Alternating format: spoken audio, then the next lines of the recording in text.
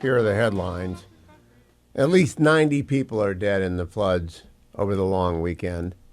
In Kerr County, officials report 75 killed, including 48 adults and 27 children. The 27 children died at Camp Mystic, which is, of course, grieving. Flash flood watch continues. It will be days until the final death toll is known there. It is nobody's fault. It is just an unimaginable source of grief for the families and for the friends and for the relatives of the little girls and the adults, of course. And I'll keep you posted as that goes on. The United Kingdom commemorates today. 20 years ago, it's 7/7. You remember 20 years ago in 2005, Al-Qaeda struck the underground with 4 bombs, killing 57 people. Since then, London, and I was just in London a couple of weeks ago, has completely changed, but the BBC is running a big story today. Is the United Kingdom really safer 20 years after 7/7? The answer is almost certainly yes. There are extraordinary resources. Doesn't mean everyone is safe. They still have random attacks. Those random attacks can and often are deadly. There was a random attack this morning in McAllen, Texas. My friend Brady came from McAllen, so I know about McAllen, Texas, John Brady. A suspect lined up his gun outside of the Border Patrol station in McAllen, Texas, and began shooting at Border Patrol agents earlier today. The suspect is dead. One agent was wounded. That was it. So he wasn't a very good shot, and he's a pretty stupid shooter. He's dead. Donald Trump said he will hit Japan and South Korea with 25% tariffs in the weeks ahead. They have until August 1st to work something out. I'm not an optimist. The Wall Street Journal's headline is Trump faces crucial week for reaching trade deals. Well, maybe not. What I thought I'd go over with you, and then I'm just going to open it up. On Friday, I was telling you what a week, what a month, what a half year. Donald Trump still has 2 weeks to go in his half year. And I ran down everything. But I skipped over what was a magnificent year at the Supreme Court as well. I want to go back over that. But my phone number is 1-800-520-1234. How's he doing, Trump?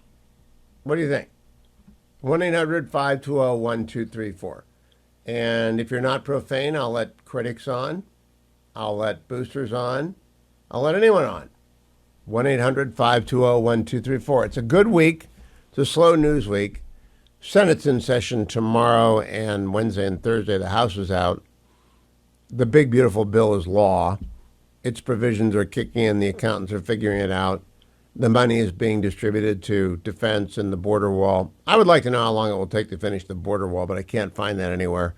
But I assume President Trump will put that high on it, his priority. Interior Secretary Burgum will be along a little bit later today to talk about what the One Big Beautiful Bill does for energy exploration, which is a lot.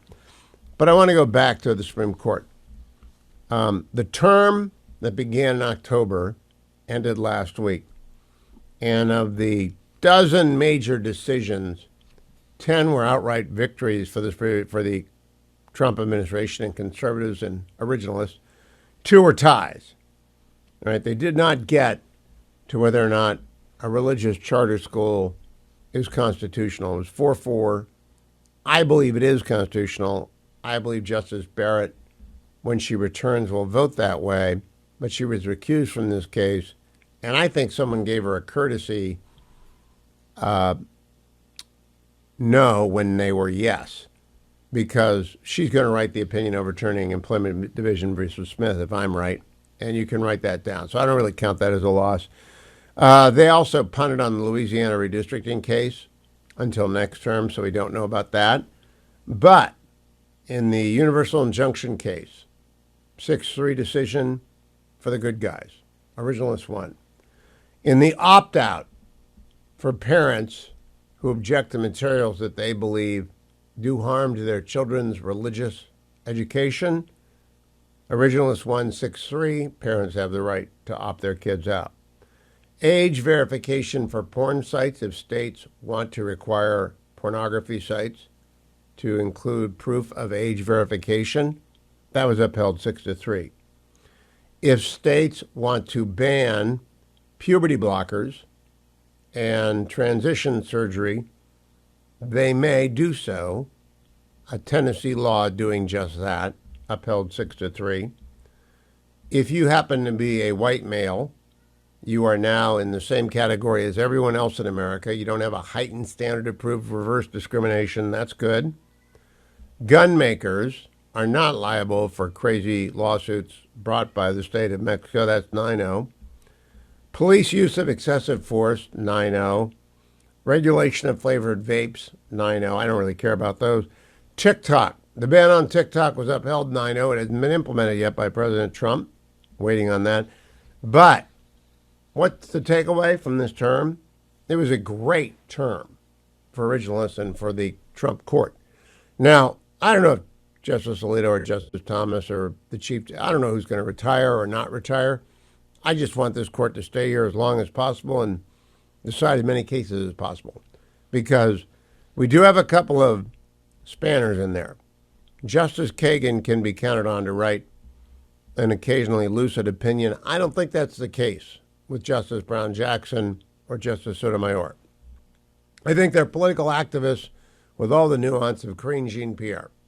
I just don't think they're very good at this job. Doesn't much matter what I think. What matters is how they vote. But as long as they're just descending away, often without much persuasive effect, fine by me. And I want to let you know that today the Department of Justice released a memo on the Epstein files. Now, I don't cover the Epstein files much because I don't much care about the creep. He's dead. They did a big review. There is no Epstein client list. This is from Pam Bondi and Kash Patel. There is a lot of shocking material. Epstein is believed to have had over 1,000 victims, but there is no Epstein list, and he killed himself. Now, you may choose not to believe any of that. I'm going to believe all of that, and that's the end of it for me. He was a creep and an evil man and a criminal who would have gone to jail for the rest of his life. But they're not sitting on a list with 20 names that you would like to see tied up with the Epstein Island scandal. It's not there. Meanwhile, the Houthis have reopened fire on commercial vessels in the Red Sea twice. They've also fired 2 missiles at Israel. Not a good move on their part because Donald Trump gave them a reprieve. But then Israel, after they fired at Israel, has been pounding them for a couple of days, and it's going to keep up until the Houthis are like Hamas, like Hezbollah. They're cut off from the mothership. They can't get any arms. They can't get any money. They're cut off. Houthis less than Hezbollah and Hamas, but still effectively cut off. When are they going to give up? I don't know. So, to your calls in a big call day. Bill in Scottsdale, Arizona. 6 months in, what do you think? I'm couldn't be more proud of our president. I think he's done an amazing job. He's followed through with everything he said on his campaign, especially for immigration. I'm a native of Arizona here, and I've been here. I'm almost 63 years old, and over the last 4 years, I've seen a drastic change in crime rate in the city that I live in, and it's just driven me crazy that the left could just not do anything, and Trump walks in a couple days. Next thing you know, our border's getting closed. The list goes on. I'm so glad that he's standing up for women's rights. I can't even believe that we're even having an issue with a man versus a woman. I can't believe that Penn collapsed. Penn threw in the towel. Penn, that's just the beginning. Everyone's going to roll back their idiocy. Yeah. Yeah, can I ask you a question? It boggles me every day is how do these Hollywood elites not support women, especially with men versus women? Where are their minds? Why are they not fighting for women's rights. I don't get The it. mind virus, the collective, the inability to break away from the collective and to think for yourself.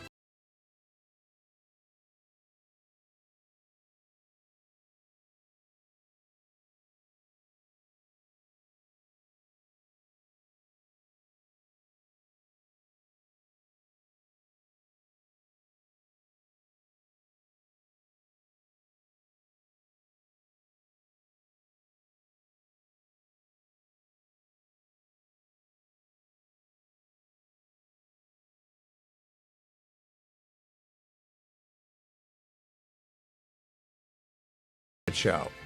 I'm going to spend most of July just taking the opportunity to look back at the first 6 months of Trump 2.0 and get your reaction. Because it's a slow news month, by definition, July and August.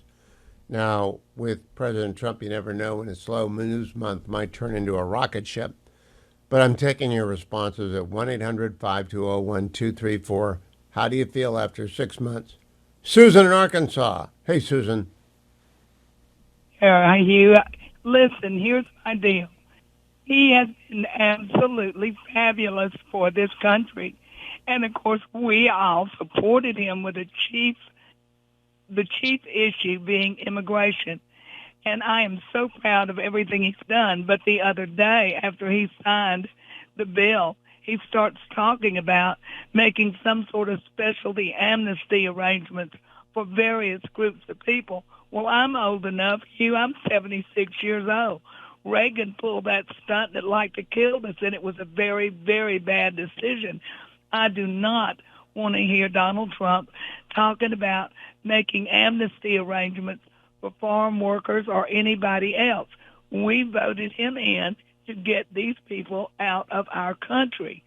And if he varies from that, I think he will lose a huge chunk of his support.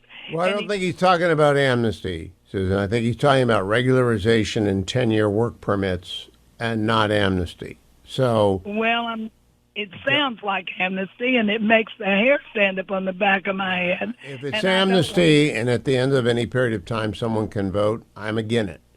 If it's regularization of work, I'm for it, provided no one's broken the law, in which case they get booted out. It's not really hard to fix immigration. We do need some people for some fields of work, especially in the farm labor community, but it is a long way from amnesty what Donald Trump is proposing. Except for the Dreamers, he is proposing amnesty for the Dreamers. And he's always said that, so it shouldn't be a surprise to anyone. Hey, Susan, thank you. Kurt, Reno, Nevada. How are you, Kurt? Hi, Hugh. Hey, I agree with your analysis from Thursday completely, but I will just add one caveat, and that is no tax on Social Security. I think they whoever their spokespeople are, need to back off on that. It's going to hit me about 45% lower Social Security.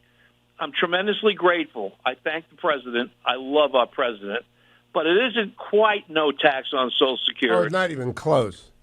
No, it's a deduction for people making less than $400,000 combined income, right?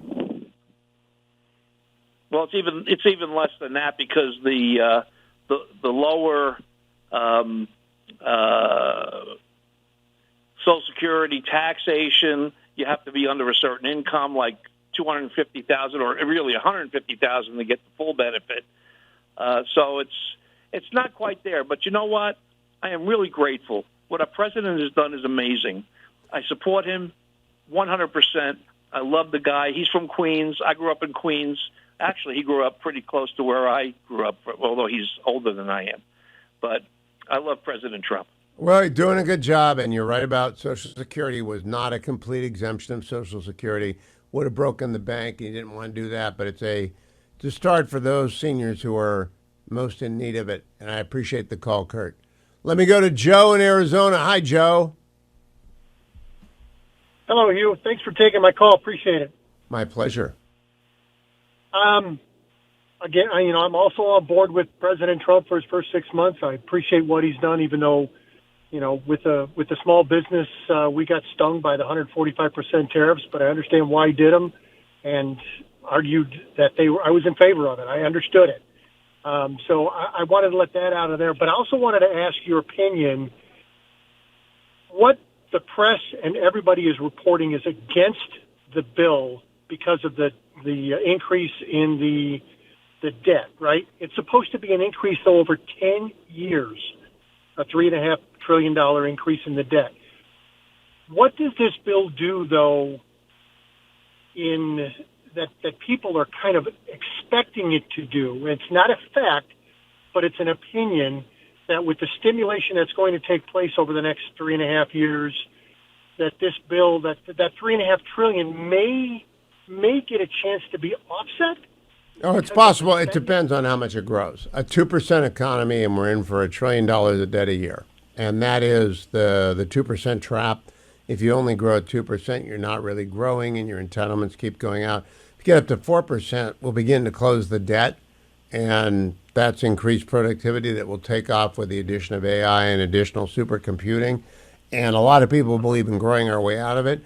Right now, I don't believe any of the numbers from the Congressional Budget Office because they're always wrong. They don't know how to dynamically score, because you and I don't know how to dynamically score, because we don't know when someone's going to invent something like Starlink, like Elon coming up with Starlink, or the latest AI application or large language model. We don't know, and so we don't know what growth is going to be like. But I do know that this tax bill was incredibly pro-business, meaning that it encourages people to invest and explore and to try and to build. And I think that will be, the proof will be in that pudding. Thank you, my friend. I want to tell you, I made the switch to consumer cellular. Now, I don't know if you did what I asked you to do on Thursday before the long weekend. I encourage you during the course of the long weekend, get out your phone bill and take a look at it. Because when you do call Consumer Cellular at 1-800-411-4454, by the way, tell them code HUGH25. That means you would get $5 off each of your first 5 invoices if you use my name, Hugh25. 1-800-411-4454. You do not have to sacrifice savings for service. You can have both savings and service. You can keep your phone, you can keep your number, you can keep all your information, or you can get a new device, a new number, new details. You can say goodbye to everything that was on your old phone if you want to do that. And if you are 50 years or older, don't forget, you can get 2 unlimited lines, no limit to the data, 2 of them, 2 different, like you and your spouse. You can each get an unlimited data line for $60 a month. Now, no matter what you check, if you find your bill, you're not going to beat that. You're just not going to beat that. And you might not need unlimited data. You might need 5 gigs or 10 gigs. Go over to Consumer Cellular, 1-800-411-4454, and give it a shot. Phil in Alhambra, you got 30 seconds. Phil, go. Very easy. I'm just joyful. I wrote out 2 lists that I found online for my journal, and that still doesn't cover it. Domestic, international, Supreme Court, finance, economy. Selfishly glad, though I don't understand the increase in the deduction for seniors yet, but I'm looking forward to seeing what that means for me. Yeah, I don't get it either. I think it only applies to people who are making substantially less than $150 a year, $150,000 a year. But I don't know, Phil. Good long list. It's a very long list because it's been a very productive 6 months. I'll be back to your calls in just a moment, but Brent Garner joins me. He is the Chief Government Affairs Officer for Americans for Prosperity. I hope he celebrated all weekend the passage of the One Big Beautiful Bill. I'm sure he did. Brent, I've had a couple of questions about the Social Security provisions. Do you have those nailed down yet? Because I don't think Social Security is untaxed. I don't think it's untaxed for a few people who are under certain minimum income requirements. Do you know? No, we're still looking at that too, Hugh, just to make sure we fully understand it. But, overall, we know that there's been an improvement there, and I think some of those details will come out here pretty quickly. Now, I also saw that Speaker Johnson said that there not only is one more reconciliation, there's two more reconciliations. So what are Americans for Prosperity going to be doing about those two bills? Yeah, so I mean, this is something that we always knew was a possibility that there could be up to three potential cracks at the apple when it comes to reconciliation. And I think there's plenty of stuff that got left on the sidelines here that ultimately could be part of a future reconciliation package. I think as we enter appropriations this fall, there's still more opportunity, I think, to try and address some of the spending concerns that we have. But it's very clear that this was a first step. And it's something that actually the speaker has been talking about really for weeks at meetings right now, trying to collect some of those new ideas. And whether it's energy or whether it's dealing with some of our additional spending challenges, I think there's a lot that can still be done in future reconciliation packages. I think I, like most folks, were pretty disappointed by the parliamentarians' decisions, and hopefully some of the issues that got left on the sideline will be back. Now, Brent, I'm one of those people that would like to bend the curve of entitlements a little bit. Nothing radical. Like my big radical proposal is adding a month a year for the next 60 years to the retirement age, which would be, 5 years total over 60 years. I just gradually change the entitlements from the structure that they're in. Is there any appetite for that on Capitol Hill? Well, there is here at the AFP office. I know that we and many of our supporters and activists know that you have to be able to deal with entitlements to be able to bend that curve. I think the president's been pretty forthright, at least in this package, about how he felt about addressing entitlements. But hopefully that's something that needs to be dealt with by Congress, and reconciliation seems like the only vehicle to deal with it. So I think there's great proposals out there. I think there's more that could come, but ultimately, to your point, we can't adjust that curve unless we deal with entitlements. Now, in terms of where the money is going on the budget appropriation for defense and the budget appropriation for the border, do you have any specifics on where that money is actually going to roll to? I think what we've heard so far is that a lot of it's going to be put towards, individual Border Patrol members, construction of the wall. I think ultimately it's going to go to wherever the greatest need is. I mean, fortunately, this administration has been very successful thus far at trying to contain the challenge at the southern border, but it's very clear that, they've got big goals, whether it's the deportation issues or whether it's building those barriers and personnel. I think that's where we think a lot of it's going to flow. Well, the number one thing for me is to finish the wall. I've been in this position for 22 years now, urging the outward manifestation of inward resolve to control the southern border. Then you can do all sorts of things. I've already had one caller warning me about amnesty. I'm not worrying about amnesty. I would love to have a regularization, Brent. I'm not sure where AFP is on regularization, meaning people who've been here for a long time, who have worked hard, have not been in trouble with the law. They don't get to vote, but they get a 10-year work permit or something like that. Where's AFP on that? Yeah, I think ultimately we think there's two challenges. The first one is addressing the crisis at the border, which it feels like this administration's got a good handle on. The next one's got to be addressing some of the root challenges that we have of our broken immigration system. And I think when you look at the challenge that we have, it's not a simple answer. Dreamers are looked at differently than I think other folks who have come over and committed crimes. People who are participating well in their community deserve a right to be able to enjoy the American dream. So I don't think it's an easy answer, but I definitely think it's one that we have to be able to address. And then I think that this administration has shown in the past an interest in doing. It'd be great to see folks from both parties come together and drive a solution here. But ultimately, our focus is on ensuring that we have people who want to participate in our economy and our communities have an opportunity to do so, and dangerous folks to not. Well, the very first step is getting the wall finished. And I think that will once you get the wall finished, a lot more people lean back and say, okay, now let's see what we can do for the dreamers. And the dreamers should be easy, right? That shouldn't even be difficult. Yeah, it should be. And look, a physical barrier takes one opportunity and puts it in place. There's other opportunities that we need from a personnel perspective to have the people needed to be able to address those challenges. That's critically important. The use of technology to be able to ensure that not only is the physical barrier there, but that we can monitor it efficiently and effectively. And so I think there's a lot of good opportunities where this money can flow to help us solve not only the problems of today, but hopefully address some of the challenges that we know we still need to deal with going into the future. Brent Gardner, good to talk to you. I hope you had a great 4th of July. Keep coming back from AFP, where he's the chief for government affairs. Thank you, Brent. Dr. Michael Oren was Israel's ambassador to the United States for many years. He is the Wilson Center's Joseph Gilderhorn Distinguished Fellow. And Dr. Oren, welcome. Why is the meeting between the president and the prime minister put back? Well, let's first say that this is a historic meeting. It's the only time in history that a president, 7 months into his presidency, has met with the foreign leader 3 different times. Probably, if there was a record, maybe Churchill had it, but it's been broken. And this is the same Bibi Netanyahu who was the first foreign leader to visit President Trump after his second inaugural. Having said all that, this is one of the first, this is the only meeting I know between a president and an Israeli prime minister that has taken place at night and not in the afternoon.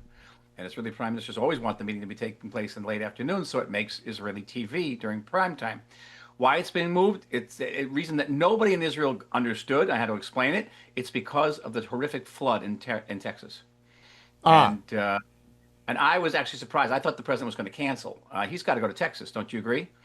He's I got to be do. there. And But you don't want to go when you are an impediment to the rescue and recovery. And I don't know if he's going to go and impede the rescue and recovery operation. So I would have thought it would be 2 or 3 days. But it's a pretty horrific thing. Over 90 people dead now. So you're right.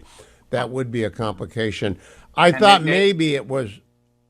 I thought maybe it was because they were on the brink of some kind of a breakthrough with Lebanon or Syria, which no. there are bits and pieces of information floating around. Are you not an optimist on that?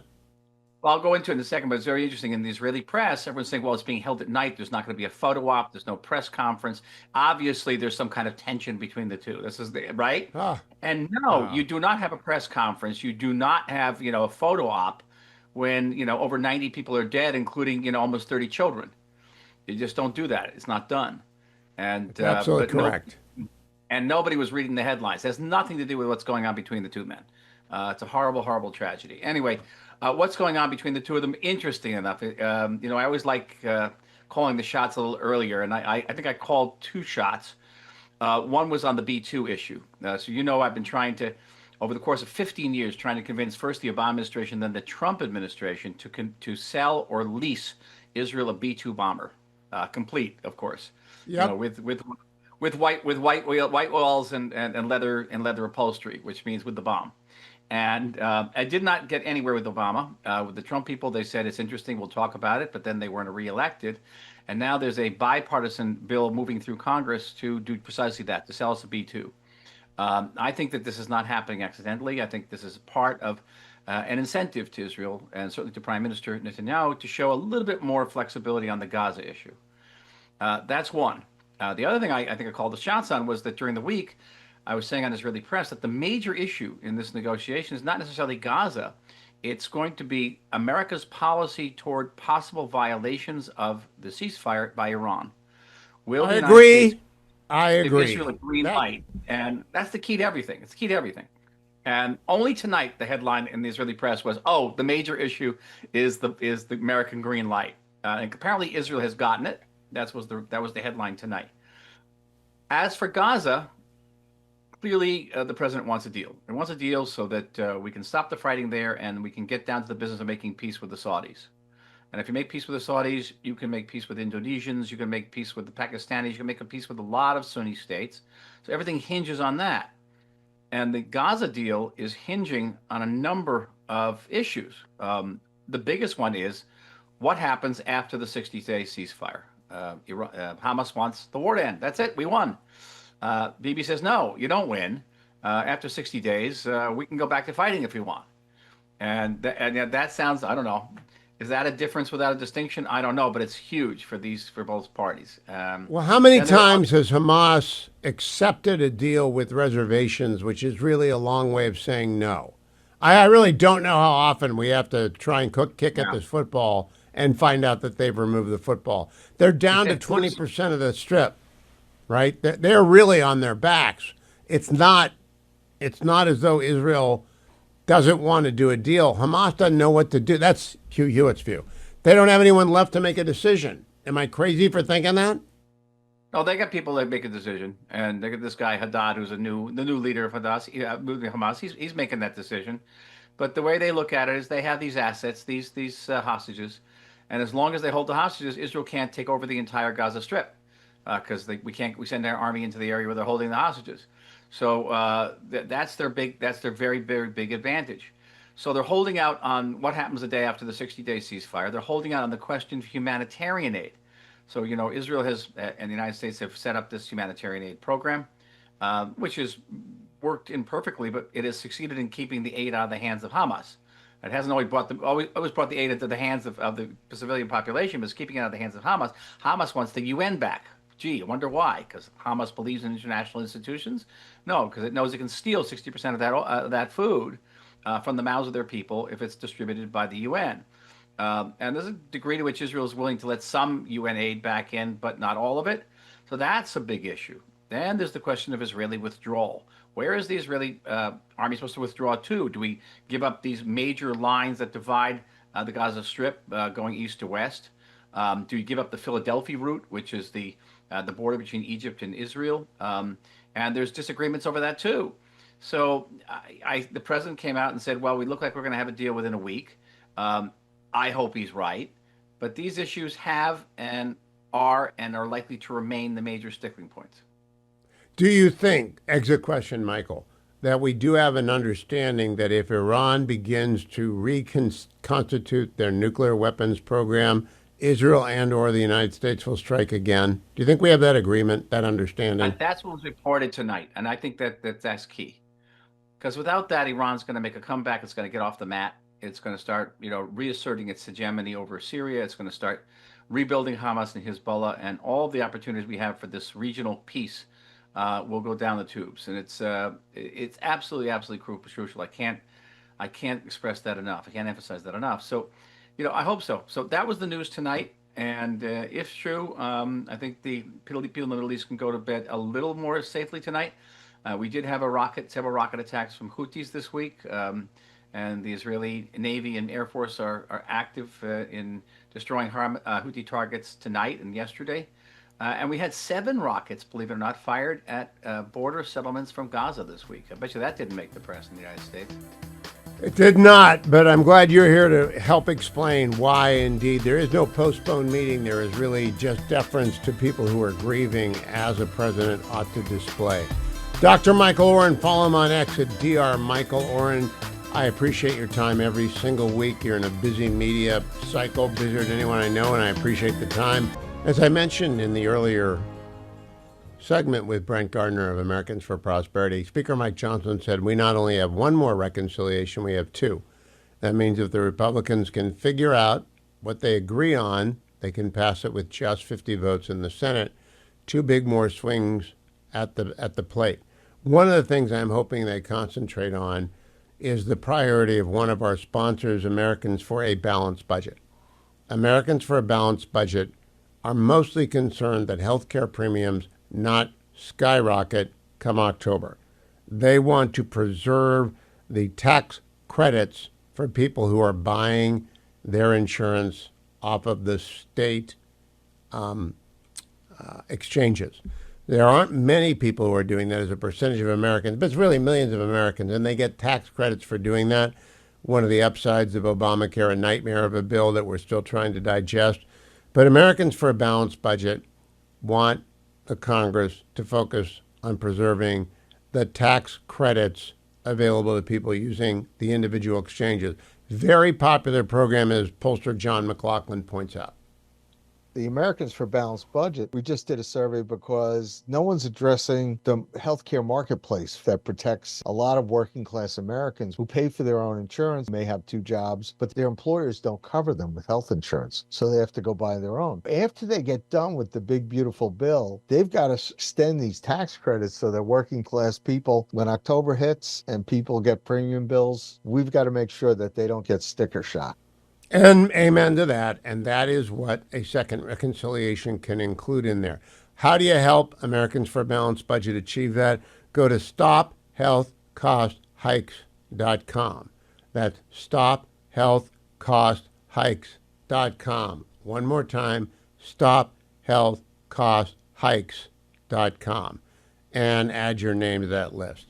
Don't forget your relief factor. I got my 4 miles in today. The back is healed up. I didn't do anything for 3 more days except lift a 3-year-old, and that doesn't really count because she's not very heavy. But I've got my Icarian curcumin resveratrol omega. If you're watching on the Salem News Channel, you can see it right there. And down the hatch, a little bit of Trader Joe's water, and I'm back in the game. And 4 miles today, 4 miles. I'm trying to get back up to a 10K on Saturday. I think I'll be fine to do that. It's going to be very, very hot, but that's okay. I don't have to be fast. I just have to be diligent. I just have to go, and the minor aches and pains, especially those associated with the back pole, are gone. And they should be gone because Relief Factor does, in fact, work. It works really very well. You should give it a try. Call 1-800, the number 4 and the word relief, 1-800-4-RELIEF, or go to their website and find the starter pack. $19.95 is a 3-week pack. You'll get this bag in the mail if you're watching on the Salem News Channel. Lasts you for 3 weeks. You try it and you will like it and you will keep taking it like 7 out of 10 people do. Some people find that it goes away and they just stop. Other people say, this is wonderful, I don't want it to come back. Whatever is the minor ache and pain, they keep taking it like me. Go to their website, relieffactor.com, relieffactor.com. Let me begin with the market, which closed in the last hour. Brought to you by our friends at AmericanFederal.com. If you're going to buy or sell gold today, tomorrow, anytime this year, do it with Nick Grovich and his team at American Federal, 1-800-224-3121. Excuse me, 1-800-221-7694. 1-800-221-7694. Sometimes I get my numbers messed up. If you're looking on the screen at the Salem News Channel, that's the correct number, 800-221-7694. Or just remember AmericanFederal.com. Bad day all around on Wall Street today. Dow was off 0.94%. S&P was off 0.79%. NASDAQ was down 0.92%. Not gold.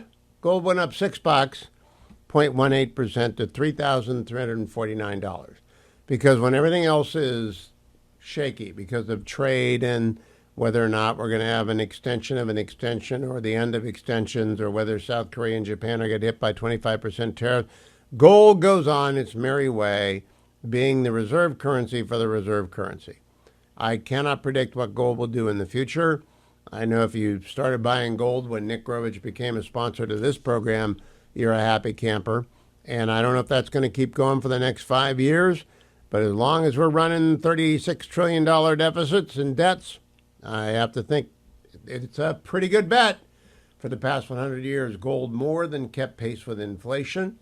You can call Nick and his team at 800-221-7694. That's 800-221-7694. Earlier today, I joined Dana Perino and Bill Hemmer on America's Newsroom because we have another tell-all book coming out, and it's going to get lost amid the tragedy in Texas, the astonishing events in the Middle East, the passage of the One Big Beautiful Bill. It's called 2024, and it's by Josh Dawsey and a couple of co-authors. And Josh, a very good reporter, and so I was asked about it by Dana today. Here's that exchange. And a new book detailing former President Obama's thoughts on former President Biden's re-election bid. And the picture, well, you can imagine it, is far from rosy. An excerpt from the book reading, he stopped to visit with Biden's senior staff, many of whom used to work for him, and shared his account of what he and Biden had discussed. Obama was more blunt with the staff. Your campaign is a mess. And let's bring in Hugh Hewitt, Fox News contributor and host of the Hugh Hewitt Show. This new book has a few new bits into it. It helps us complete the picture that President Obama was incredulous that Biden was running for a second term. Hugh. I am not surprised. Good morning, Dana. I'm not surprised that President Obama thought the campaign was a mess because he ran a flawless campaign in 2008. So everything he's going to compare it to is going to be a mess. He's forgetting, of course, in 2012, he had a disastrous debate with Mitt Romney in his first debate, and he didn't drop out. You know better than anyone, Dana. Every campaign births a bunch of books. It started in 1960 with Theodore White's The Making of the President in 1960. He did it again in 64 and 68. Boys on the Bus came out in 72. This is the third book thus far of this cycle. The first was Fight by John Allen and Amy Parnes. Then came Jake Tapper and Alex Thomas with the book Original Sin. Now comes 2024. We'll get a couple more jigsaw pieces, just a couple more bits of information. But you know, any book written about 2004 or 2000 that you read is at best incomplete and often erroneous, right? I mean, no one can see the whole picture except the candidate and the most inner of the inner circle. I thought this was also interesting. Josh Dawsey, he's one of the authors, he said this on ABC about Hunter's involvement. Biden had a major figure in the president's orbit. He was often on these calls. He would pipe in to calls. He was helping him make campaign decisions. And the president was very concerned about his son. It was one of the things that was an albatross on him as he tried to run for re-election. Look at this excerpt, Hugh.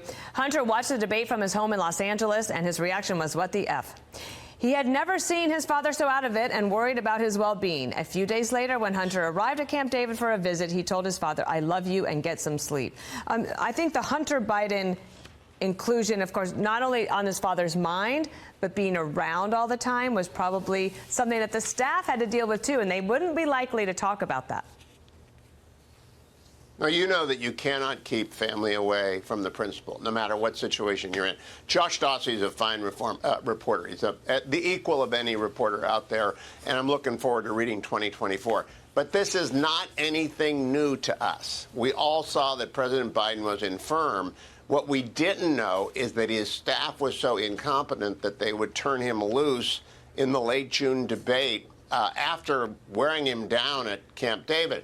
Hunter popping up, not only at that meeting, but on phone calls that the rest of the staff didn't know he wasn't on, had to be a distraction for an aging man concerned about his son who was going through sentencing and trial at the same time.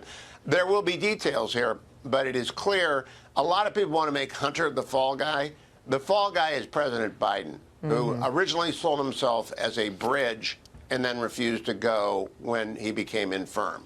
So everybody else who's taken the fall or taken a hit, like Hunter and Dr. Biden and Ron Klain, et cetera, it all comes down to Joe. He decided to go. You know, it's so true. It always comes from the top, and that is something that we all have to remember, especially as the investigations continue and the books come out. And as you said, the jigsaw puzzles come into place. Hugh Hewitt, thank you so much. Thanks for being here. It's so true that I think there are probably 100 different campaign books. And before the inner tubes took over, every major news magazine in America, U.S. News and World Report, Newsweek, and Time, would rush out an after-the-fact tell-all. And their reporters would huddle up with the campaign operatives, and they would try and spin their story. Of course, the campaign operatives are concerned with one thing, getting the next job. They want to either puff up their role in a victory or downplay their role in a defeat. And thus it has ever been so. And thus it will always be so. People don't want to be responsible for losing. They want very much to be responsible for winning. And therefore they find a reporter and they feed the reporter bits and pieces. Now, in the new Josh Dawsey book, there's allegedly a memo included, an alleged memo that speaks to how President Obama thought the campaign was a mess. Well, guess what? There are 1,000 memos in any campaign, 1,000 memos. There are 25 memos on my desk right now in the studio. If you pick any one memo and give it to a reporter, that's not going to tell you what was on my desk this day. It's not going to tell you what's going on in the campaign. I look forward to reading the book, but if you want an informed opinion about everything that went on in the campaign, you're going to have to wait and read all of the books. Back to the phones. I'm asking people generally how they like the first 6 months of Donald Trump's second term. Joey is in Orange County, California. My phone number is 1-800-520-1234. Hi, Joey. Hi, Hugh. I just want to say first that I met you once at the Nixon Library, but I just think you're amazing. I don't know how you can keep all that information in that head of yours. So tricked you. Good. I think you have a few more IQ points than I do. But to get back to President Trump, you know, I was anti-Trump the first time, and I held my nose and voted for him just because I didn't want the Clintons back in the White House, and because President Trump posted a list of the potential candidates for the Supreme Court, and that was my main issue. And but then I watched him be president, and I was just amazed that, you know, he did everything. My brother and sister-in-law have Trump derangement syndrome. My brother followed his tweets. I said, why? He goes, I want to know what he thinks. I said, I watch him on the computer and see what he does. He relates to the farmers, the inner city, you know, the seniors. I mean, he was doing so much. Promises made, promises kept, which is rare in a politician. But anyway, the last 6 months, I am thrilled. I'm thrilled. and especially Mike Gallagher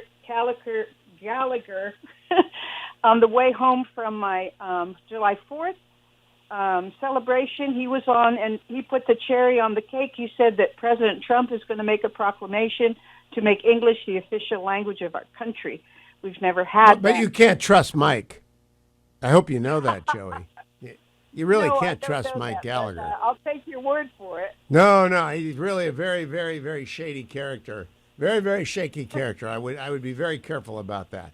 But Joey, thank you for the call. I tell you, it's been a great 6 months, and I just hope they have a game plan.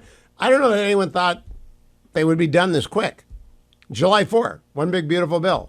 Iran bombed, border closed, regulatory rollback. I'll talk with Doug Burgum about regulatory rollback coming up as well, the Secretary of the Interior. They need a new agenda. They've done it all. So like the kid who turns their homework in early, Donald Trump turned his homework in early.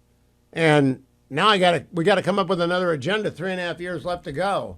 A lot of that's going to just be producing marginal benefits for the average American in terms of reducing the cost of living by lowering the cost of energy production. That's coming up. But so are more of your phone calls after I talk with Senator Tom Cotton, chair of the Senate Intelligence Committee, about the meeting at the White House underway today. Senator Tom Cotton of Arkansas is the chair of the House Republican Conference, making him the third ranking Republican in the Senate, as well as chairman of the Senate Intelligence Committee. Senator Cotton, I hope you had a good 4th of July. We certainly did. I've got a quick question for you about the Iranian nuclear weapons program. Do you believe, based on open source, obviously, that the United States will be able to tell if they attempt to reconstitute their weapons program? Well, good afternoon, Hugh, and I hope you and all of yours and all your audience had a great Independence Day weekend as well, celebrating our 249th anniversary, just 1 year short of the big one next year that will be so exciting. I do believe that both the United States and especially Israel will have a fairly good read on what's happening inside of Iran. At the 3 main sites that were destroyed, we destroyed Fordo, and dealt a pretty big blow to Isfahan as well. The Israelis pummeled Natanz.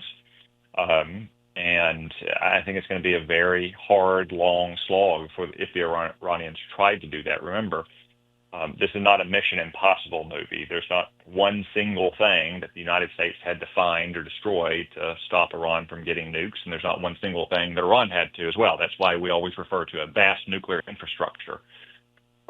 Israel killed the cream of the crop of Iran's nuclear scientists.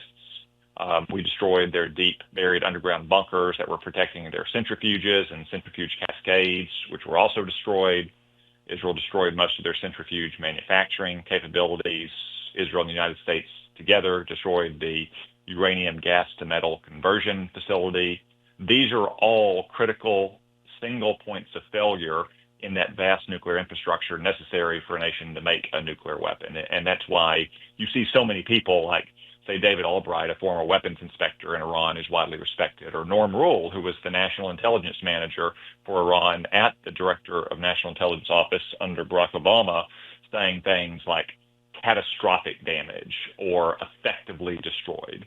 Obviously, Iran may want to continue to try to develop nuclear weapons, but it was dealt a extremely, extremely hard blow. I think Iran or Israel and the United States will have a good read on what's happening. And remember, Israel didn't just destroy much of Iran's nuclear infrastructure. They destroyed its air defenses and missile defenses too. So there's nothing to stop Israel from going back if Iran is trying to race to develop new weapons that could threaten Israel or threaten our troops in the Middle East. I did not know that Norm Rule, which is I've had the pleasure of sitting down with Norm, and that guy has forgotten more about Iran's nuclear program than most of us know collectively. I've got to go find that. I did read David Albright make a very, I thought, astute observation that any country in the world is 5 years away from breakout. That's how long it takes any country in the world to get there. But Iran's fingers have been burned.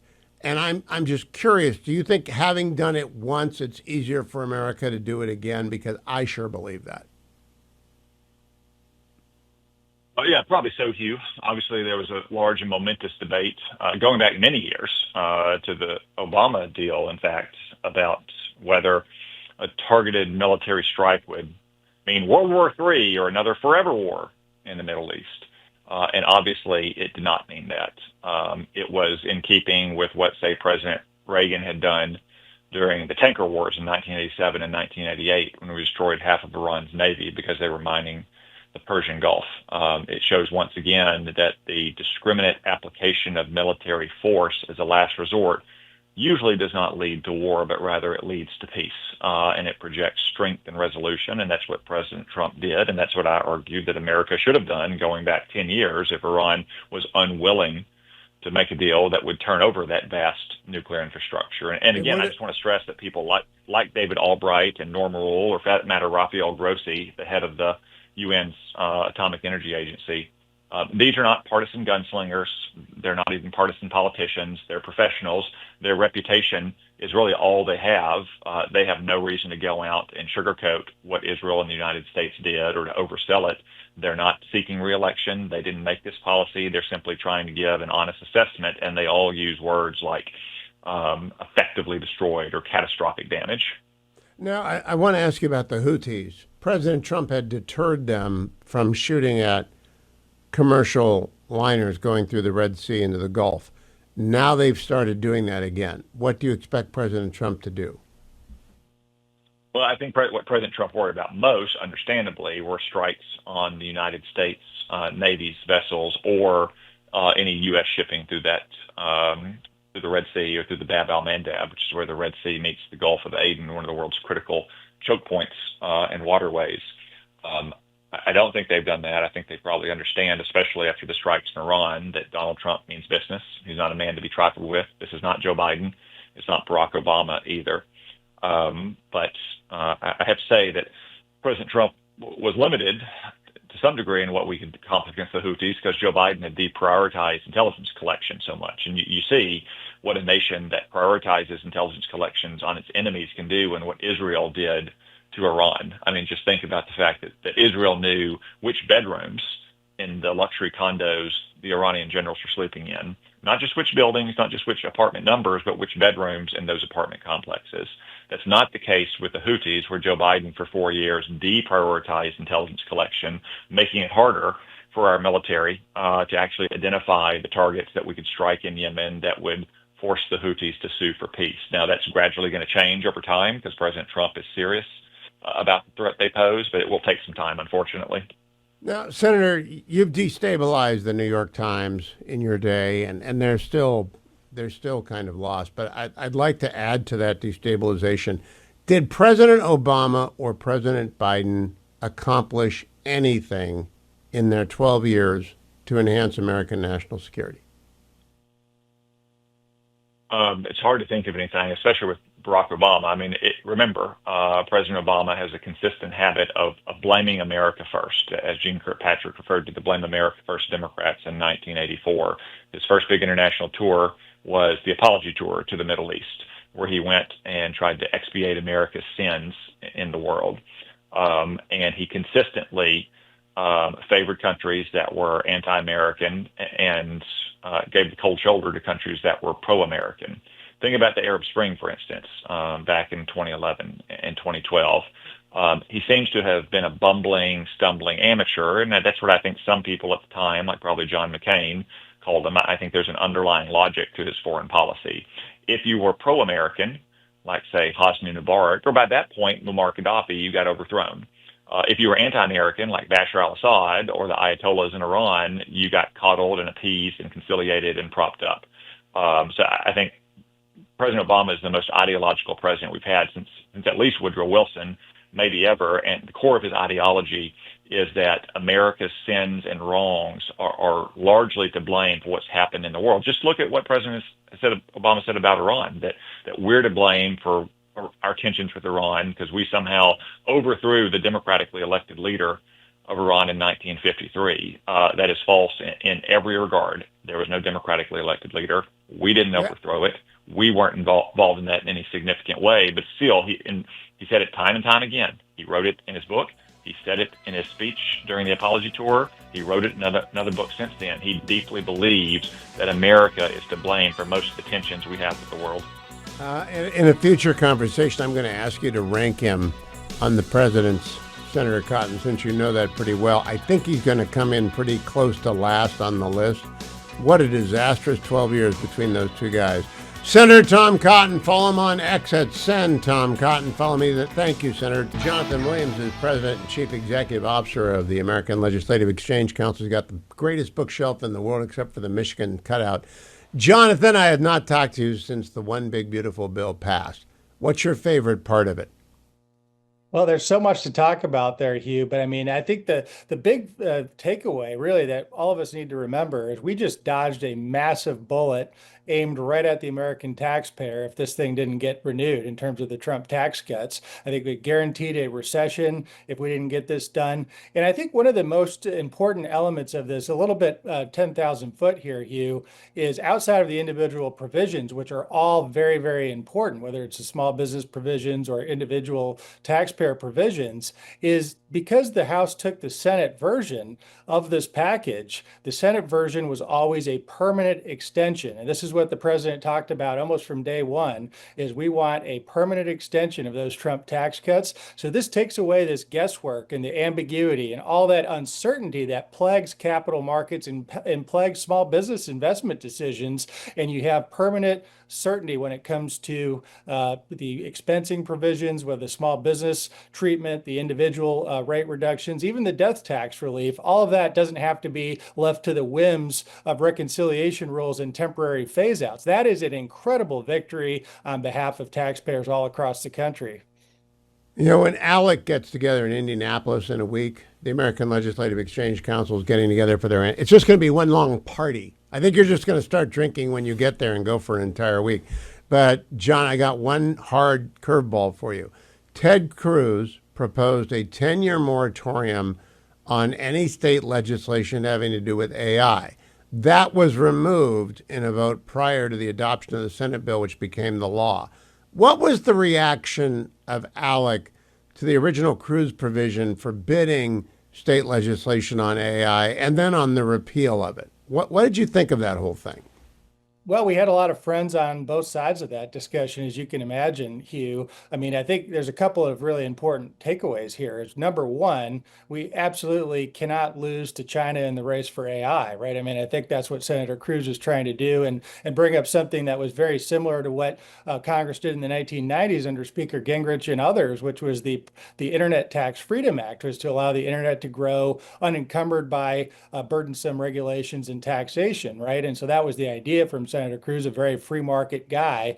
But you also had some serious concerns. And as we heard from many, many state legislators across the country to say, hey, we don't know what AI is going to look like a year from now, let alone 10 years from now. Maybe let's not move so quickly to ban all state activity.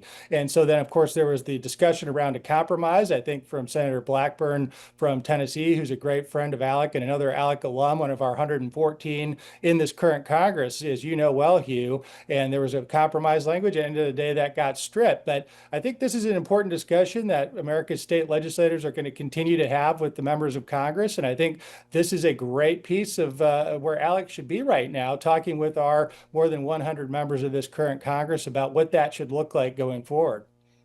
Now, I had Senator Rucker of West Virginia on, who is your chairman for the National Convention for ALEC this year, at the end of last week. She's pretty excited about the fact that they got voter ID put into the West Virginia law. It seems kind of crazy that we would have to celebrate that, but it's true. We had to celebrate that. Is that on the agenda for the July big meet in Indianapolis? Well, we got a lot of great things on the agenda, including our new task force on process and procedures, which is going to include things like citizens only voting as well as ID for voting. I mean, this is a no-brainer 90% American issue, as we've talked about, Hugh, and we launched the new task force. And so it is a good point that most Americans think that you probably have that in most states, especially conservative states like West Virginia, but it's going to be absolutely something that we discuss. And one of the interesting factors of this is the gentleman who chairs this new task force for us is Representative John Breen from Rhode Island, not necessarily known to be one of the most conservative states these days, but he was actually one of the cleanest states, or one of the least corrupt states. Yeah. That's right. And he was the sponsor of the voter ID law that now Rhode Island now has in law and is the chair of our new task force. So we're going to see everything from West Virginia on the right to Rhode Island on the left politically come together to talk about these common sense ideas. Something good came out of Rhode Island. That is remarkable. You've made my day, Jonathan Williams. I want everyone to know they can go to alec.org/Hugh to get the State of the States newsletter. It's completely free. alec.org/Hugh.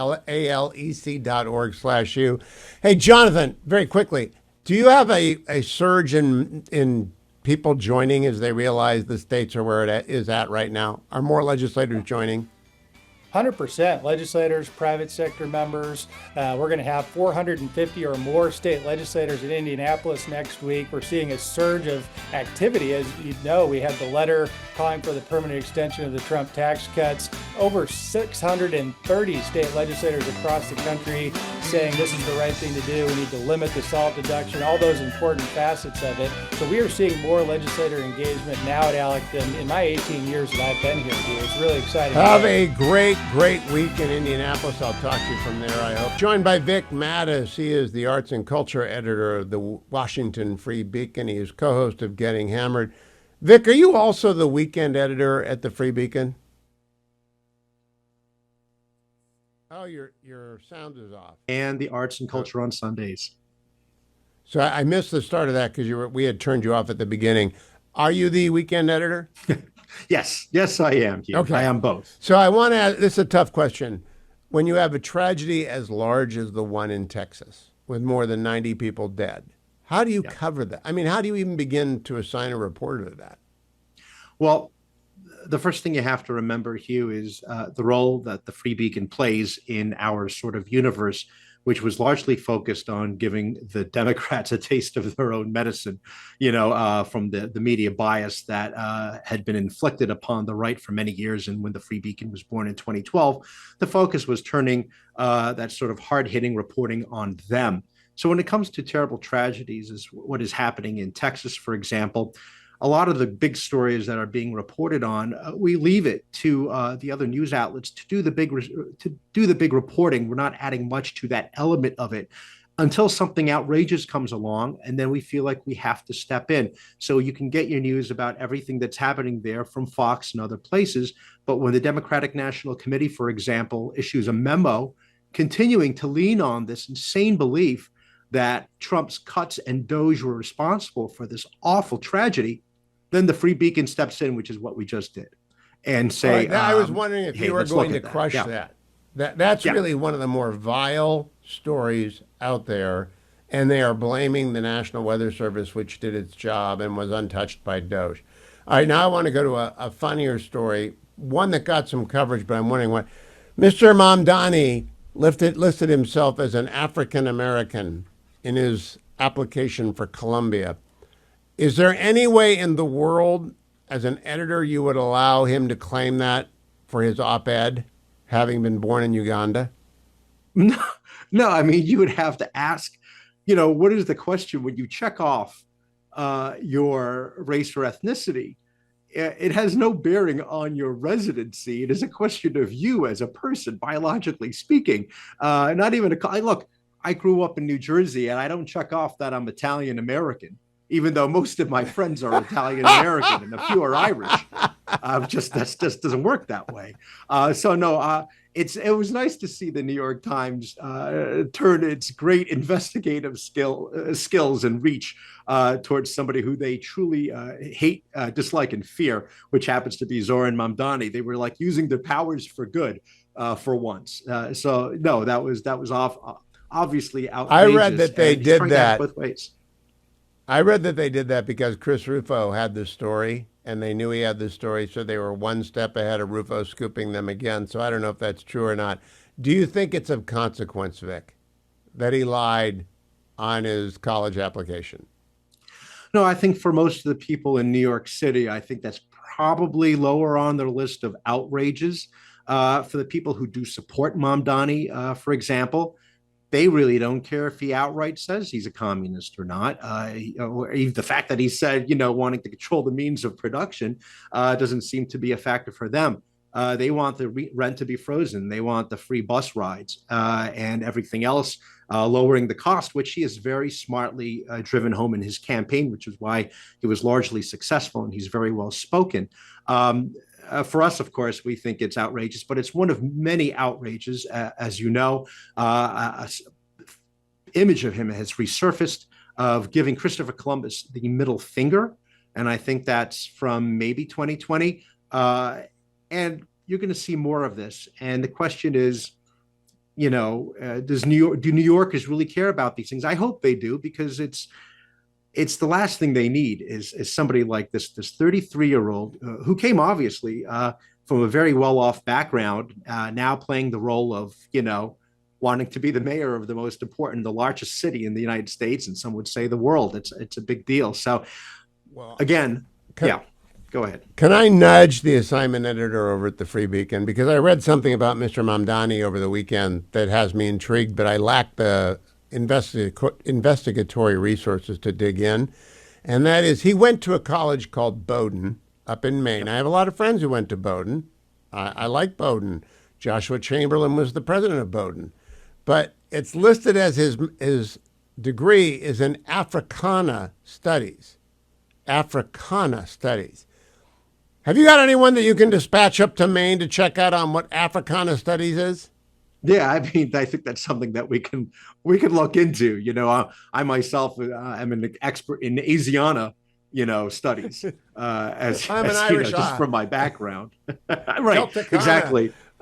I'm in Celtic. I think he is.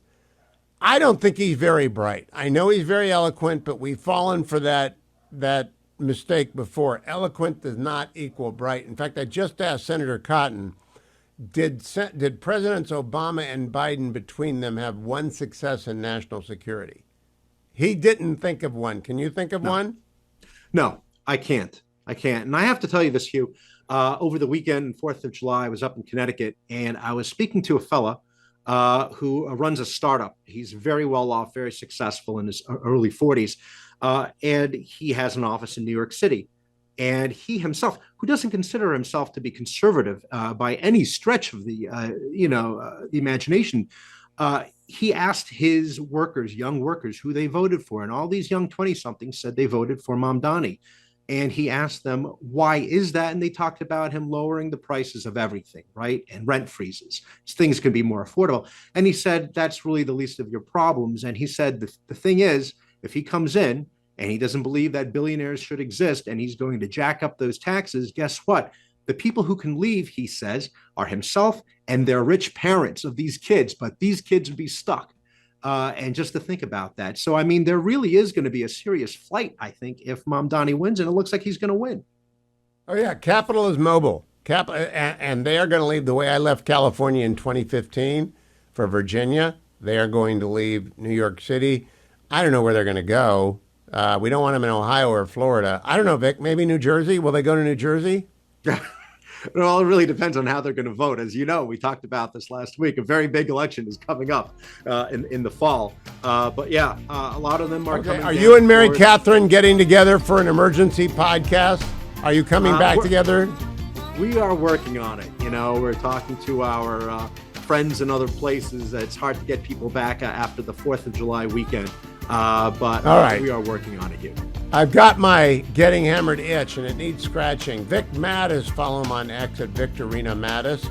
Follow the Free Beacon at Free Beacon, and read it every day at Washington Free Beacon. The Relief Factor studio. If you're watching on the Salem News Channel, I've got the Relief Factor bag in my hand.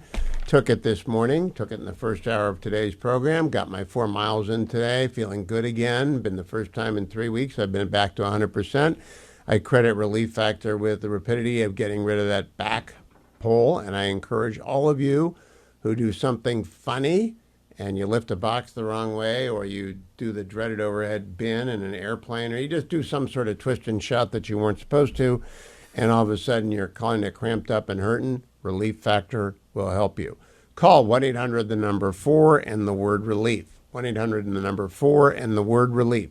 You get a 3-week starter pack for $19.95, less than $1 a day. You take 3 every day for a week, 2 a day for a week, 1 a day for a week, and you're on the program, and you will feel much, much better. Those nagging aches and pains will be gone, and you'll have me to thank for it. 1-800-4 and the word relief, or go to their website, find their starter pack for $19.95 at relieffactor.com, relieffactor.com. Jeff in Indianapolis, what say you, Jeff? Yes, how are you? I'm great. Go ahead. I was concerned about all the people that were saying that that Trump was actually taking people off Medicaid. But last week I was in a pharmacy, and I was standing in line behind a couple of people. I met an older gentleman and his wife who were on a blood thinner medicine that was costing them $720 a month. And then right in front of me was an illegal alien who was on Medicaid, and he asked for an interpreter, and then he got a bag full of medicine, and I kept prompting the girl, how much did it cost? Because my drugs are about $150 a month now. And she said that his were free because of Medicaid. And Well, now, Jeff, anecdotal evidence is evidence of anecdotes. You really can't take any of that to the bank. But I will tell you this. The reform that was made in Medicaid by the One Big Beautiful Bill will deny people in the country illegally Medicaid benefits, and able-bodied individuals who are not working or in education programs will also not be eligible for Medicaid. It's a start. Thank you, Jeff. Jim in Alabama, 30 seconds, Jim. Hello, Hugh. Hey. My question has to do with these tax reliefs, specifically Social Security. I cannot find anyone to give a date when they think that might come into effect. It kicks in 2026. And what I do not understand is who's eligible for it, because it's based on income. And I don't know what the limits are, but I will find out. But it doesn't kick in until next year. It doesn't kick in this year, so don't worry about it. It's all prospective for 2026. Jim, thank you. Hope I'm not wrong about that. Frequently wrong, never in doubt. Hope you're having a great start to the summer. I think summer actually starts on July 4. Many people think it starts on Memorial Day. Let that debate go on forever, but I think July 4th, with the small town parades and the big parades and the barbecues and the fireworks and the crazy dogs going nuts because they don't like fireworks, that's really the sound of summer, and I hope it's descended on you and that you're enjoying it. You might be out this week, maybe you're not, maybe you're at work. I know that the House of Representatives is back in their districts for the week. The Senate convenes tomorrow. They're moving on some nominations, and good on them. I'm looking forward to talking, I hope, with Interior Secretary Doug Burgum.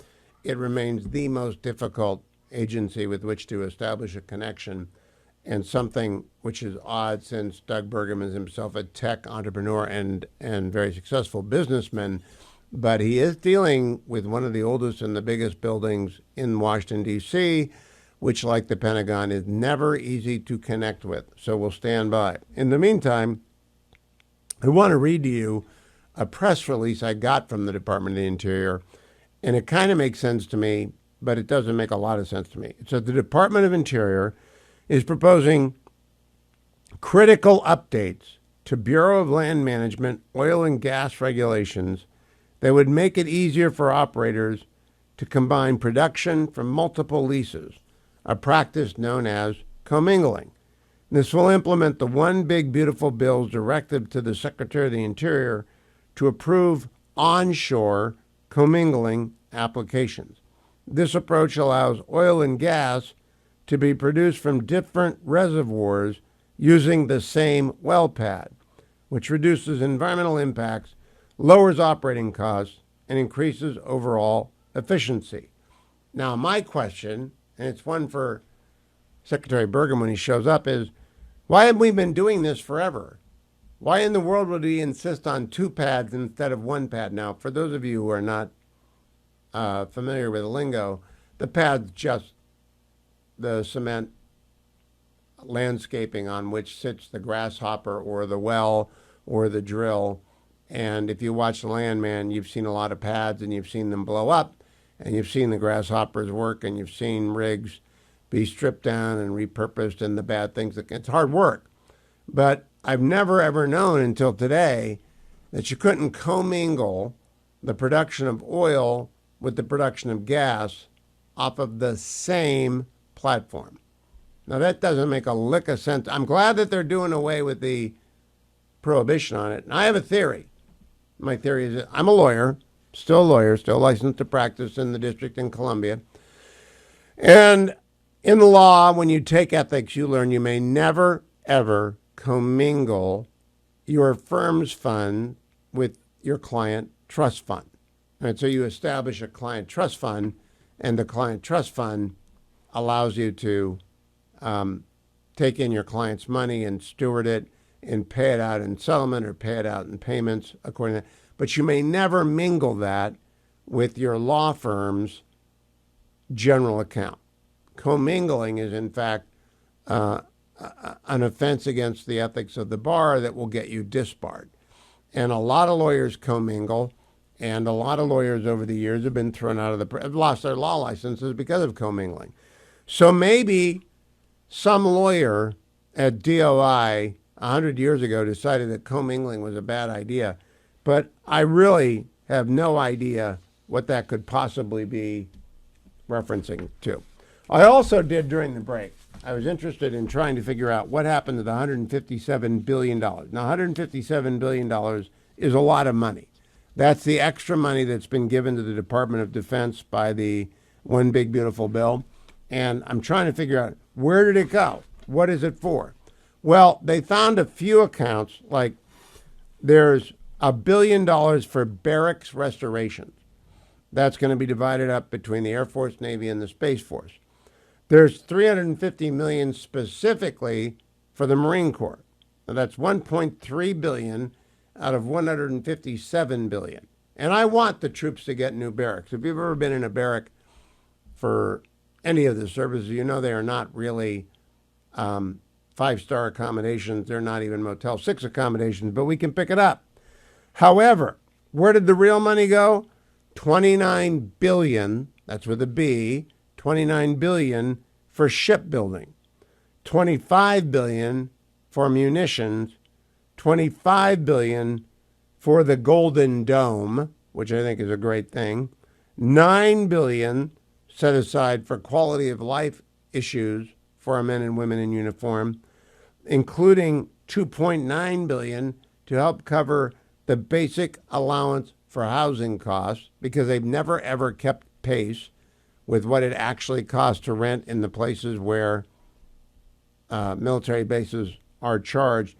$50 million for pay and bonuses, that's fine, that's small change.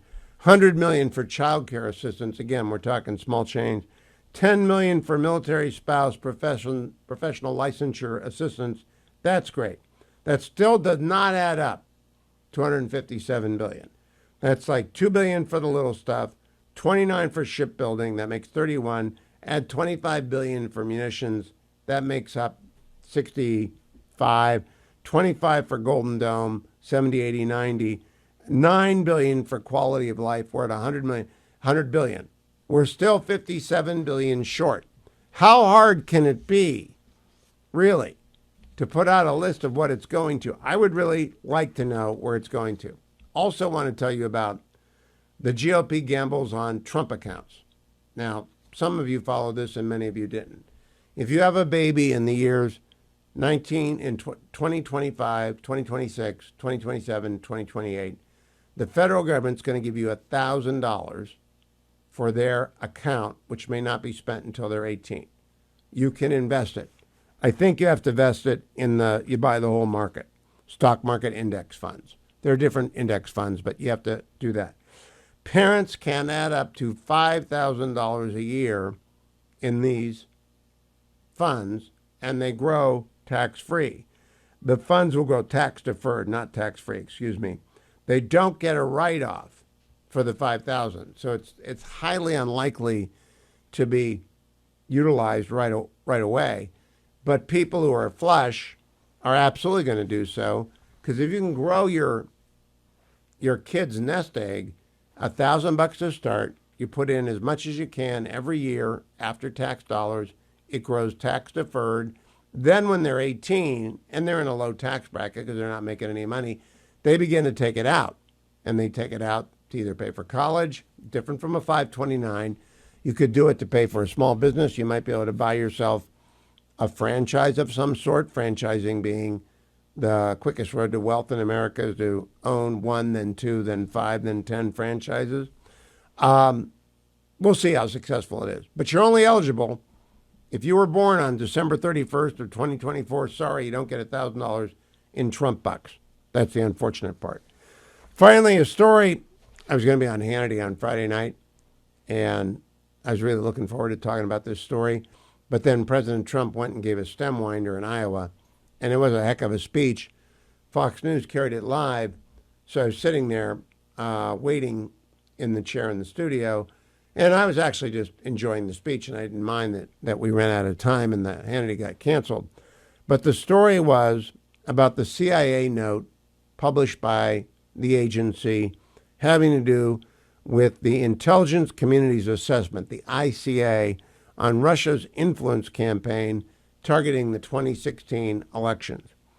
It turns out it was a hatchet job, it was a rush job, and it suffered from what military law would call undue command influence, meaning John Brennan was hovering over the whole thing the whole time.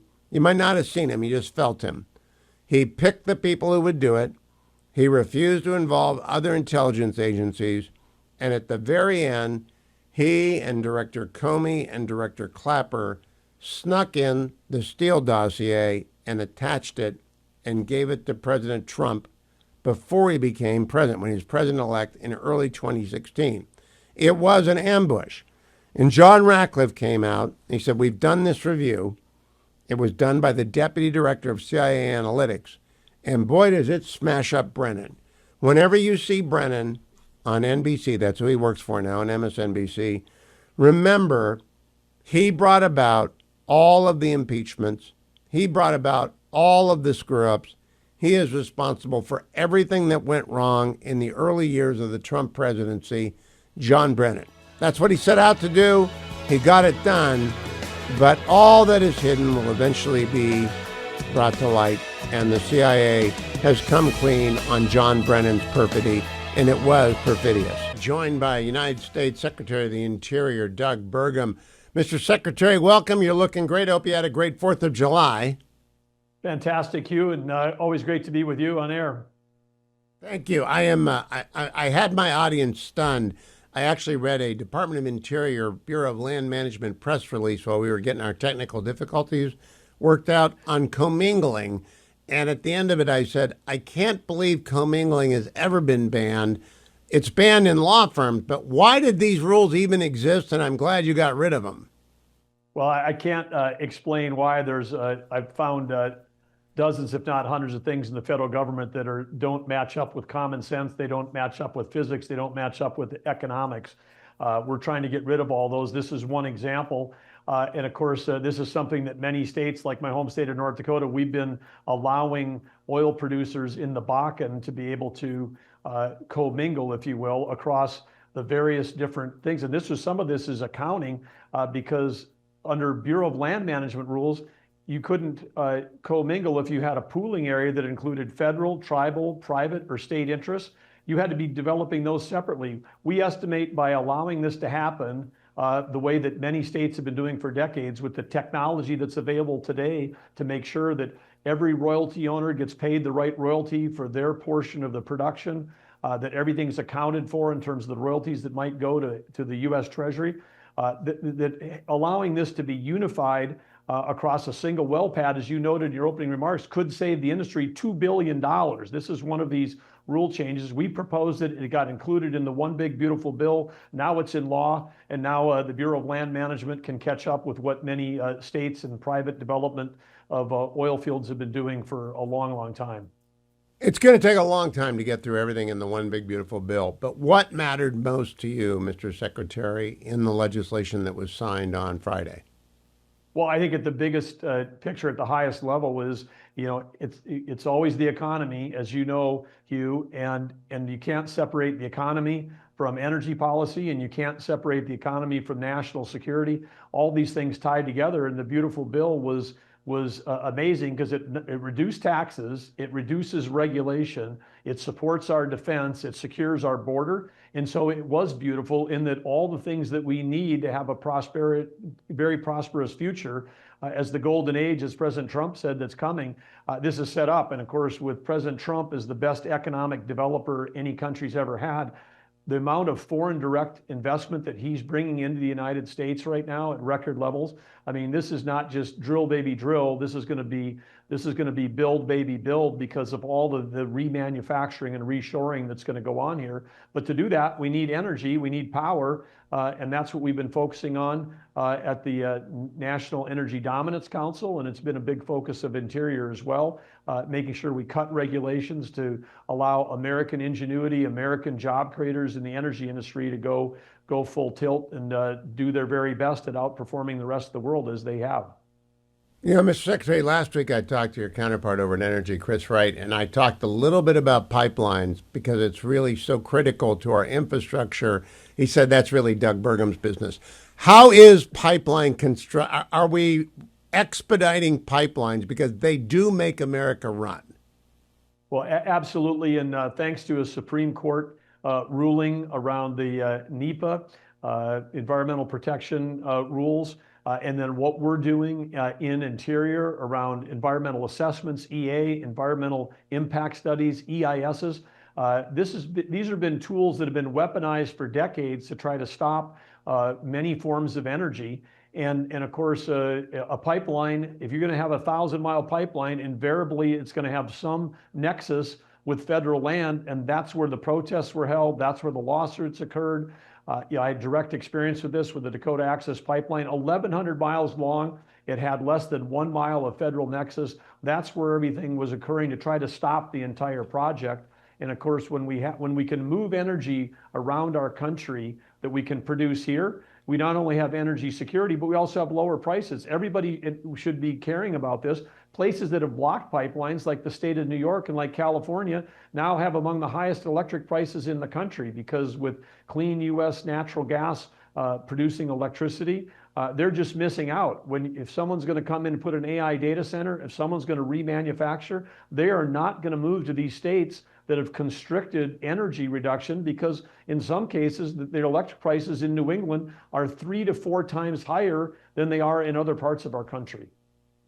Now, Mr. Secretary, last time you were on the program, you mentioned a term that I let go by because I didn't know what it was. I still don't know what it is. Stranded natural gas. And your proposition was AI could go to North Dakota or Montana, wherever there was stranded natural gas and a naturally cool environment. What is stranded natural gas? Well, some of these fields that we have, like the Bakken in North Dakota or others, are either because of distance it's stranded, or in the case of the Marcellus, they've got all this gas capacity, but New York won't let you build a pipeline, through that state. So then there's excess gas that's there that can't make its way to market, whether it's domestic or whether it's overseas. And we have an opportunity to go to those places, develop electricity, and then you're converting with AI. The thing that's never happened before in human history is we can take energy, turn it into electricity, and we can turn electricity into intelligence. An AI data center is very different than a data center that's processing a shopping claim or a healthcare bill. If you've got an AI data center, It's the highest value we've been ever able to use a kilowatt, again, in human history. A kilowatt of electricity is worth more than ever before because we can turn electricity into intelligence.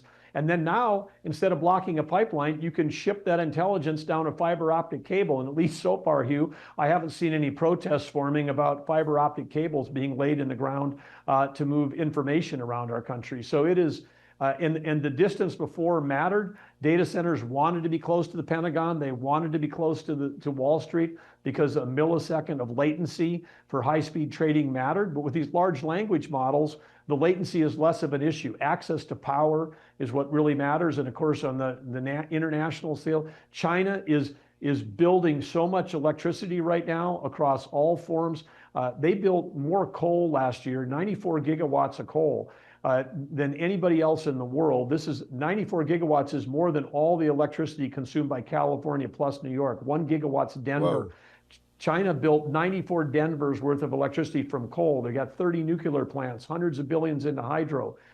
They are building out electricity in an effort to win the AI arms race. And this is part of why President Trump so wisely declared a national energy emergency, is because we've got to get our electricity game on or we're going to lose the AI arms race to China. Let me do a very, very basic thing. You've been there 6 months. Are you staffed up, Mr. Secretary? Have you got your people through the Senate yet? Or are you still waiting for people? Big backlog. We're happy that the Senate worked quickly on the one big beautiful bill, but as soon as they come back, I know that there's over 100 Senate approved appointees to go across all these cabinet agencies that have already gotten their committee vote. They've already been approved. The Senate's got the majority. If we can get these folks through that Senate approval process and to work, we're going to be able even to speed up more President Trump's agenda. Mr. Secretary, thank you for joining me. When you come back, next time we're doing endangered species. I said it was on my list. I didn't get to it today. Next time, we're going to talk about cutting back on endangered species. Doug Burgum, Secretary of the Interior, thank you for joining me, Mr. Secretary. Bethany Mandel is one of the founders and writers for the momwars.substack.com. I repeat, the momwars.substack.com. Bethany, I saved a very difficult question for you. What do you do when a tragedy like Texas strikes and you talk to your 6 children? What do you tell them about it, and how do you tell them about it? Yeah, so I so far have only told my oldest. By virtue of the fact that we homeschool, I often get around having to tell them sad things that don't impact their lives directly. But they have been going to summer camp, albeit day camp, this year, so I maybe should have told the others. But I try to keep it simple. I try to, tell them the facts of what happened and, reassure them that, we don't live by a river. Their summer camps are not by rivers. But also, this is sadly a horrible part of life that, you try to shield your kids from as much as possible, but it is a reality. Do you try and shield your kids from it? That's the real question I've got is, do. I don't know if I did or didn't. There was a lot less news when my kids were kids, so I didn't have to worry about it as much. You could just turn the TV off. But 9/11 happened when my kids were kids, and there was no shielding them from that. There was just, that's way far away in New York. But a summer camp is kind of on everybody's mind, isn't it? Yeah, no, it absolutely is. I do try to shield them from as much as I can. I think you only get this time in childhood once. And I don't see a need to tell them unless they're going to find out some other way. There's going to be plenty of other tragedies. I wish that weren't the case, but that's life. And they don't need to know about every single one. We don't need to know about every single one. There used to be a time where we didn't know about every single tragedy in real time. I don't think it's good for anyone. No, it's not. It does tend to make people a lot more apprehensive about a world that is generally not as dangerous as the news would have you believe it. Now, Beth, I want to ask you about what your hopes, prayers, thoughts, wishes are for Gaza with Prime Minister Netanyahu at the White House tonight. Now, they're not going to do an appearance together, and that's appropriate given the tragedy in Texas, but what do you think they're talking about? So, I think, unfortunately, there's reports that are now coming out of Gaza in the last 45 minutes or so that there was another tragedy involving probably a dozen, maybe more IDF soldiers we're going to see some casualties. It looks like it was really bad. This is on the heels of last week, another horrible incident where 7 soldiers died, bringing the count as of right now up to 883 soldiers. But the appetite in Israel is for the end of the war. I think across the board, people say, there's not that much more to be gained. And there's just war weariness after Lebanon, Syria, Iran, and Gaza for the last 21 months. And so I think that the conversation that needs to happen between Bibi and Trump is we need support. And this is Netanyahu saying to Trump, we need your support to get the best deal possible out of Hamas and out of the Qataris, because we want out and we need you to help us get out with the best terms possible. 444 IDF soldiers have died in Gaza since 10/7. Your number is higher because it includes both those murdered on 10/7 and in other theaters. But thank you. It's not just a giant booby trap. Gaza is truly a very, very difficult place to operate. Do you think Bibi can afford that politically to do other than have a complete victory? I think that the only way that he can possibly stay in politics is getting out of Gaza sooner rather than later, with all the hostages. That is a non-negotiable on the part of the Israeli public. Every single hostage that can be gotten out, and let's be realistic, they're not going to be able to get everybody back, but they absolutely have to get every single living hostage out of there. There's probably 20 or 21. They all need to be home. And if they don't, then that's a failure. That's a loss. And is that the widely shared belief, or is that just Bethany? No, that's widely shared. It is not total victory without the total return of as many hostages as possible, but all of the live hostages. There is really no appetite for much else besides that. Have you changed your view of that over the course of the nearly 2 years of the war, Bethany? I had an interesting conversation with a hostage family right in the beginning. I'm talking like November of 2023. And he said to me, listen, I think the war was lost on October 7th. They caught us and they got away with 250 hostages. And I think that Israel has done an incredible job with getting as 230 hostages back and defeating so many enemies in between Hezbollah and the Iranian nuclear program has been really impacted. But there is no victory without getting every single Israeli back that was stolen on that day. And I've always held that opinion, and I think that they have fought this war to the best of their ability. They've made some mistakes. Thank you, Bethany. Follow her on X at Bethany Sean Dark and at themomwars.substack.com. Alex Gray is the CEO of American Global Strategies. He was the chief of staff at the National Security Council during President Trump's first term, and he follows closely what's going on there. Now, Alex, I have a question for you about artificial intelligence. In the Senate version of the One Big Beautiful Bill, the first version, Senator Cruz had in a provision that would have barred all states from passing laws having to do with AI.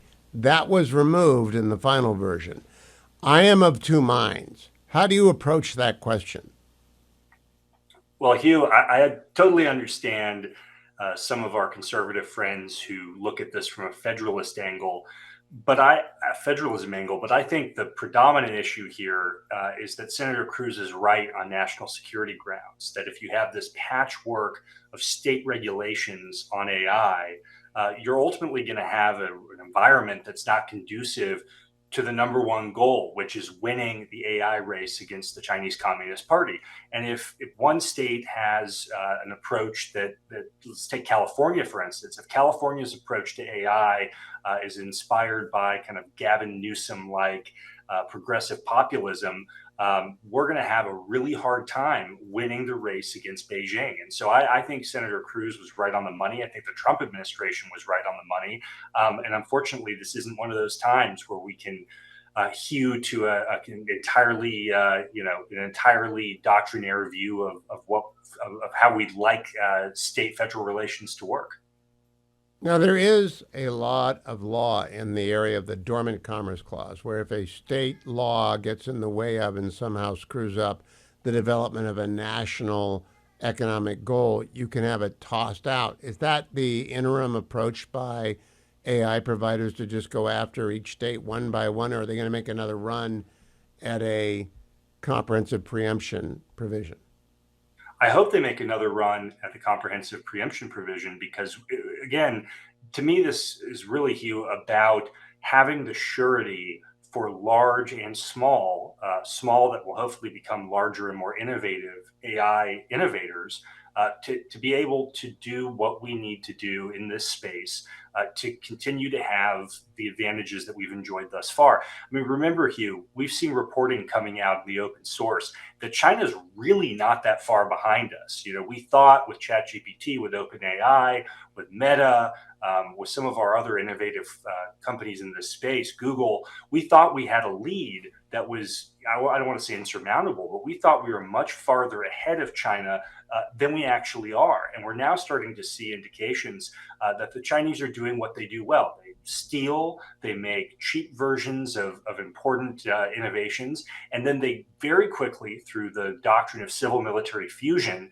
they take those innovations and they transmute them onto their military apparatus. And so we're very quickly seeing our edge eroded, and they're incredibly adept, as you know, at taking what they learn in the civilian sector and using it for defense and military purposes. And so every minute that we waste in having a comprehensive national AI policy, that is a wasted moment from a military preparedness perspective that we just can't afford. Now, a second question. In the One Big Beautiful Bill, there's $157 billion for military plus-ups. I ran down every list I could find. I couldn't find more than 100 million. And there are things like 29 billion for shipbuilding. It doesn't tell me what ships are where.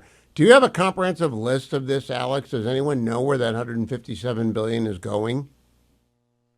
Well, if they do, I haven't seen it yet, Hugh. And frankly, I'm thrilled that we had some additional plus ups in there for defense. It's just not enough. And, you know, that's certainly not to President Trump's, no point against him, because he's been fighting on multiple fronts to get the big, beautiful bill inclusive of a number of priorities. And it's a credit to his administration and to people at the Pentagon and to people on the Hill like Roger Wicker and others who fought to even get this past some of the folks in the House. But really, Hugh, again, we have to go back and think about what's the fundamental issue here. We have an existential threat from the Chinese Communist Party that requires us to be more serious about our defense. We have a great victory in getting NATO to spend somewhere between 3.5% and 5% of GDP on defense. We're not there. And until we get to that point, we're going to be in a very dangerous situation with a Chinese Communist Party that continues to see us as a declining power. And I obviously disagree with that assessment. But as long as the leaders in Beijing think we're a declining power, there is a very serious risk of a miscalculation that could take us into war. And that's why this top line defense number really matters. So last question, Alex Gray. Speaker Johnson said there is at least one and possibly two more reconciliation bills in this Congress. Means 51 votes is enough to get it through the Senate. Do you expect Senator Cruz's bill to resurface? Will you be working to persuade other members of the Senate that it's a good idea? Look, I hope it resurfaces, Hugh. I hope Senator Cruz and others who see the threat that is posed by a patchwork of state regulations that frankly just are not conducive to the scale of the threat we face. I hope they bring it forward. I hope that President Trump and his team don't give up on this. This is too important. The president has staked out this vision that he's going to be the Teddy Roosevelt of AI, that this is going to be, he's going to push the frontier on data centers, on AI, on these technologies of the future. We can't do that if we have this patchwork of regulations that makes it impossible for us to stay ahead of the CCP. So I hope that a whole group of folks on both the left and right can come together and say, this is too important to allow ourselves to have a patchwork. Do you have any understanding what the biggest objection is? I really don't know what the objection is, provided that there is a national framework within which rules of the road are laid down. You got less than a minute, Alex.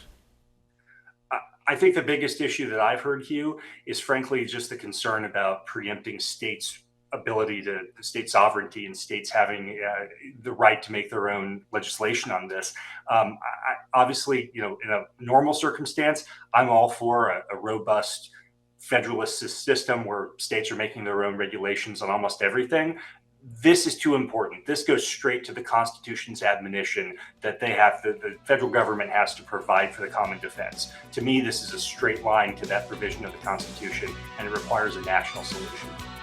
And it is by definition interstate commerce if it's data moving across fibers, I think. Alex Gray, thank you, from American Global Strategy CEO. I appreciate your spending time with me. Generalissimo is not here this week. That's why it's been so quiet around here. He's on a cruise ship. I know, look at that. If you're watching on the Salem News channels, it's an empty room. He's on a cruise ship, which is really going to test the premise of myphdweightloss.com. They are a sponsor of the program, myphdweightloss.com, 864-644-1900.